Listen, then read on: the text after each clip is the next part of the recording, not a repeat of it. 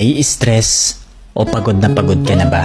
Gusto ko lang ipaalala sa'yo na kahit gaano ka ka-stress ngayon, wag na wag kang sumuko sa mga pangarap mo. Kailangan mong tandaan parati na magtiwala ka sa progress na nangyayari sa buhay mo. Kahit alam ko na minsan sobrang hirap at sobrang nakakapagod na din talaga. Magtiwala ka sa kakayahan mo. Ang dami mo nang nalagpasan na mga malalaking problema dati.